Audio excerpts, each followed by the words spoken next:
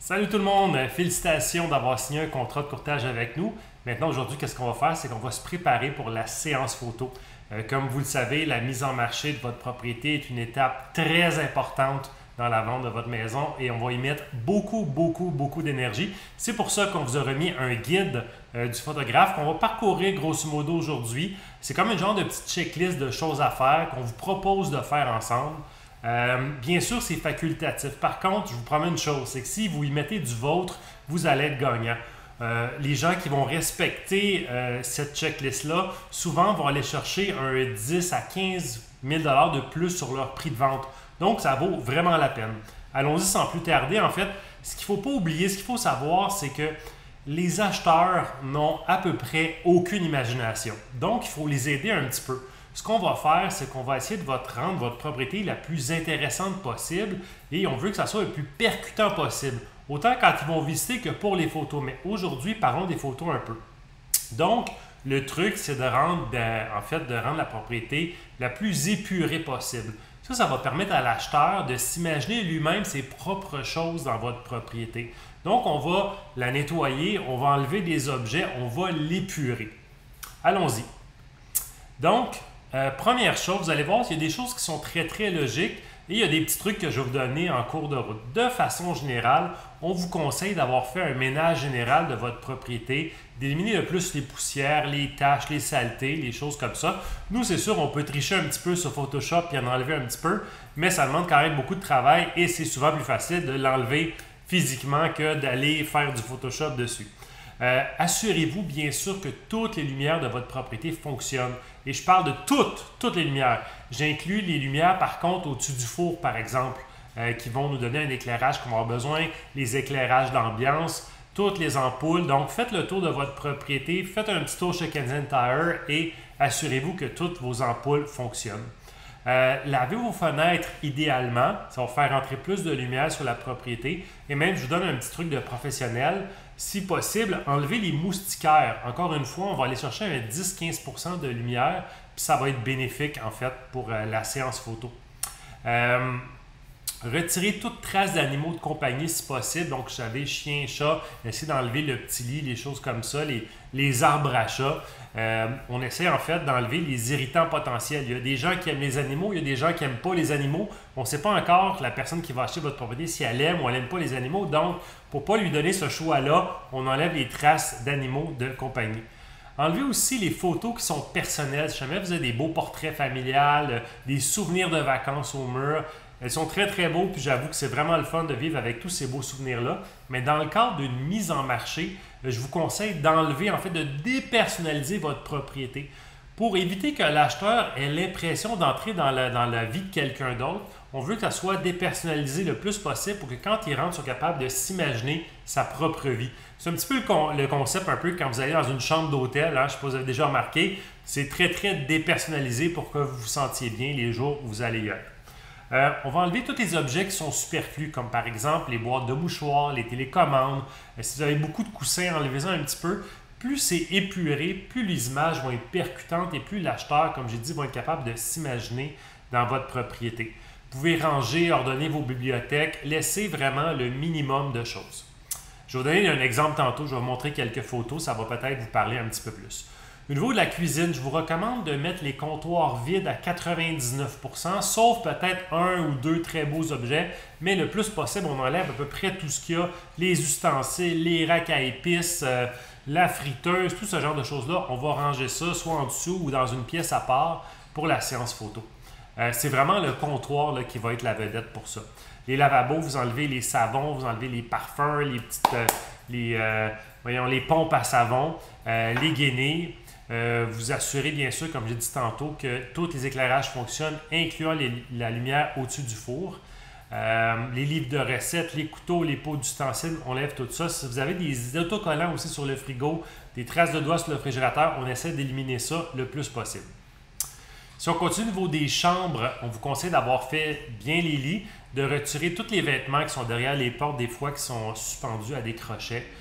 Cacher, enlever les téléphones, les cadrans, les posters, les photos, comme j'ai dit, personnelles, familiales. Si jamais vous avez des appareils comme les CPAP, les médicaments, des humidificateurs, des ventilateurs, c'est des choses qu'on ne veut pas voir dans une photo, donc on va enlever ça le plus possible. Vous pouvez aussi retirer les corbeilles, les boîtes de mouchoirs. C'est du superflu qui est très facile à enlever. Donc, si on enlève ça, effectivement, c'est un autre, on va réussir encore une fois à bien épurer la propriété.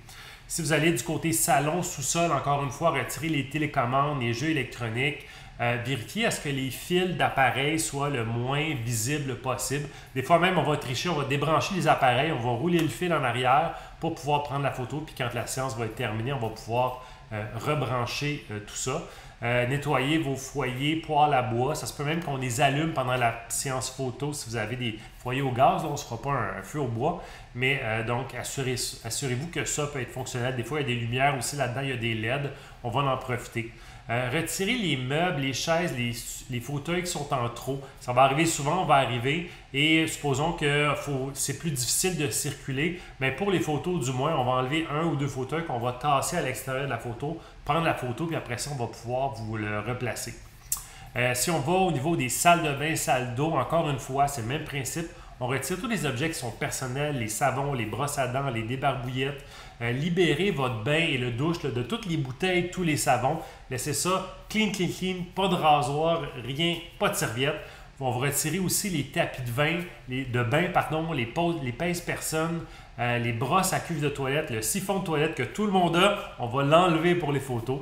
Retirer tout le stockage en fait que vous pouvez avoir de papier hygiénique, de boîtes de mouchoirs, de médicaments qui sont apparents. Encore une fois, on veut ça le plus libre possible.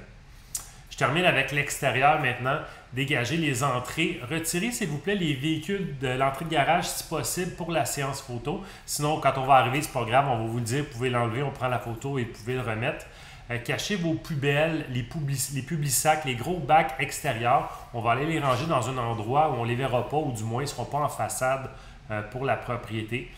Si jamais c'est une saison particulière, comme par exemple l'automne, on va faire le ménage, balayer les feuilles, déblayer la neige de l'entrée du garage, déblayer les marches d'escalier, faire que la propriété soit le plus invitante possible.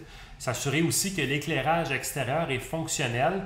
Si on prend une photo sur l'heure du dîner, on ne l'allumera pas, mais ça nous arrive souvent de prendre des photos fin d'après-midi, le soir, et même si le soleil n'est pas couché, on va pouvoir utiliser cet éclairage-là. D'ailleurs, je vais vous montrer là, quelques exemples.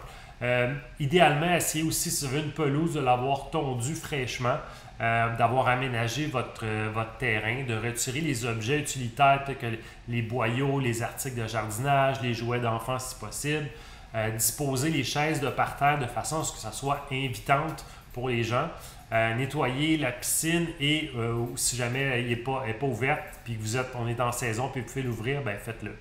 Fait que c'est comme une petite checklist de choses. On sait que ça peut paraître beaucoup, mais comme je vous dis, faire la majorité de ces étapes-là, qui peut vous prendre peut-être, j'en conviens, des fois une journée, des fois 2 jours, des fois un week-end, des fois 2 week-ends si vous avez beaucoup de choses. Mais vous allez aller chercher un 10 000 $ de plus sur votre prix de vente. Donc, supposons, là, je fais un chiffre comme ça, là, vous mettez 10 heures de travail, ben, ça fait 1000 $ de l'heure. Si vous mettez 20 heures de travail, ça fait encore 500 $ de l'heure. Et si vous mettez 40 heures de travail, ça fait encore 250 $ de l'heure. Donc, ça vaut vraiment la peine de faire cet exercice-là. Bien sûr, vous vivez dans votre propriété, donc on ne vous demandera pas de tenir ça pour toutes les visites. Mais ce que vous êtes capable de faire, ben, ça va vous aider en fait dans la vente de votre propriété. Ce qu'on peut faire, c'est que je peux vous montrer brièvement quelques exemples de propriétés. Mettons si j'en prends une ici que j'ai préparée. Vous allez voir un petit peu qu'est-ce qu'on veut dire. Je vais passer les photos extérieures un peu. Est-ce que je peux changer? Bon, on a un petit problème technique. OK, on recommence. Oui. Alors. Ben tiens, voici donc un exemple où on a pris une photo d'une cuisine. Comme vous voyez, c'est très très vide. Les comptoirs sont 99% vides. Si je descends au niveau des chambres, on a enlevé les objets superflus. Pas de boîte de Kleenex, pas de poubelle. Beaucoup de luminosité. Je vais aller d'autres photos ici comme ça. Dans le salon, on a enlevé les télécommandes, on a retiré les coussins superflus. Il y avait, si je me souviens bien, sur cette propriété-là, il y avait un tapis en avant de la télévision, il y avait une table d'appoint. Pour les besoins de la photo, on les a retirés. Ranger les bibliothèques à droite. Vous voyez ici, il nous reste un fil avec la pédale du piano qu'on aurait peut-être pu enlever, mais au moins il a été roulé pour garder le plus propre possible. Sur le comptoir, on a gardé donc le KitchenAid, le reste on l'a vraiment débarrassé puis gardé ça le plus clean possible. Il n'y a rien sur le frigo. Toutes les lumières fonctionnent. Ça donne des belles images. Ça donne envie aux gens de venir visiter votre propriété et c'est ça le but recherché. On arrive dans la salle de bain, comme vous pouvez voir, pas de shampoing, pas de brosse à dents. Vraiment le strict minimum. Les photos ne sont pas dans l'ordre, alors vous excuserez, mais je pense que vous comprenez le principe. Maintenant, ça peut arriver, nous, qu'est-ce qu'on peut faire? Dans certains cas, on va arriver sur des propriétés où, supposons votre propriété, elle est vide. On va vous proposer ce qu'on appelle des services de home staging virtuel. Je peux vous donner un exemple ici d'une propriété qu'on a vendue récemment qui était complètement vide, qui n'avait aucun meuble dedans. Donc, encore une fois, les photos ne seront pas dans l'ordre, mais vous allez voir, ça, c'est les photos originales telles qu'elles ont été prises.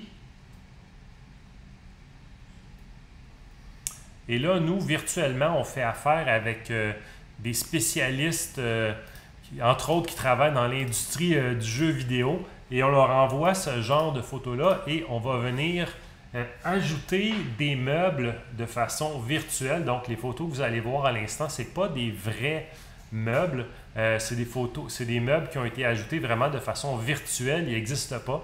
Et d'ailleurs, pendant que ça l'autre, je vous raconte une petite anecdote. J'ai déjà eu des appels d'antiquaires qui m'ont dit hey, « J'aimerais ça t'acheter telle table ou tel meuble. » Puis là, il a fallu que je leur dise « Excusez-moi, monsieur l'antiquaire, ça ne sera pas possible parce que ces meubles-là n'existaient pas vraiment ou du moins n'étaient pas disponibles. » Alors là, comme vous voyez, c'est exactement la même propriété, c'est la photo. Et on est venu placer des meubles dans la propriété pour la rendre plus invitante, pour pouvoir suggérer à l'acheteur bref, comment ils pourraient vivre dans la propriété. C'est plus invitant.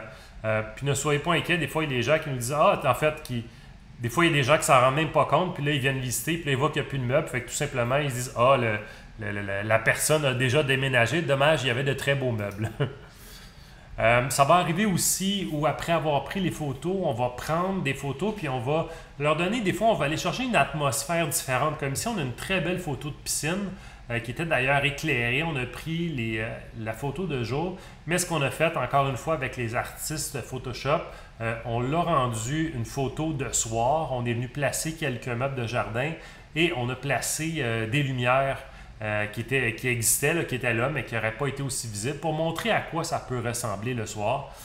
Pour vraiment, ça c'est une photo d'atmosphère. C'est quelque chose qu'on fait très souvent. Vraiment, l'immobilier, la vente immobilière, ça reste, il y a quand même toujours une partie d'émotion. Donc, c'est important d'aller générer cette émotion-là. Ça va arriver aussi, on va faire des vidéos pour certaines propriétés. Je vous dirais surtout les propriétés qui sont très modernes ou très clés en main, qui sont dans des secteurs très privilégiés parce qu'on va faire des campagnes médias sociaux pour en fait la plupart de nos propriétés et certaines d'entre elles, quand elles se destinent à une jeune clientèle, ces personnes-là sont souvent sur des réseaux sociaux comme par exemple Instagram et ça fait des très beaux résultats. On va venir faire une campagne qui est sur ces médias sociaux-là puis on va tourner du vidéo par exemple comme celle-ci. D'ailleurs, c'est la même propriété que je vous montrais tantôt. Voilà, écoutez, j'espère que ça vous a aidé et que ça vous renseigne un petit peu sur la façon dont on travaille. Avant la séance photo, si vous avez n'importe quelle question, ne vous gênez pas, vous avez notre numéro de téléphone, ça va nous faire plaisir de répondre à vos questions. Et puis, dans tous les cas, des fois, ça nous arrive, là, des gens qui disent « Oui, mais OK, je veux épurer, mais j'ai quand même beaucoup de stock, j'ai pas de place pour mettre tout ça. » Ne vous inquiétez pas, faites le maximum. Puis nous autres, sinon au pire, quand on va arriver, on va déplacer quelque chose, les mettre derrière, prendre la photo, les placer dans une autre pièce, prendre des photos. Bref, on va s'organiser comme ça pour pouvoir accomplir la séance photo. Ce qu'on veut, encore une fois, c'est que la mise en marché de votre propriété soit réussie. Et pour ça, une des stratégies, c'est d'avoir les images les plus percutantes possibles. Donc, merci de votre attention et à très bientôt. Si jamais vous êtes tombé sur cette vidéo-là et que vous n'êtes pas encore un de nos clients, ben, ne vous gênez pas pour nous poser des questions. Vous pouvez nous appeler. Les numéros de téléphone sont à l'écran en ce moment. Vous pouvez nous rejoindre sur notre site web, par téléphone, par texto ou au www.ligneorange.ca. Ça va nous faire plaisir de vous informer sur notre travail. Salut tout le monde!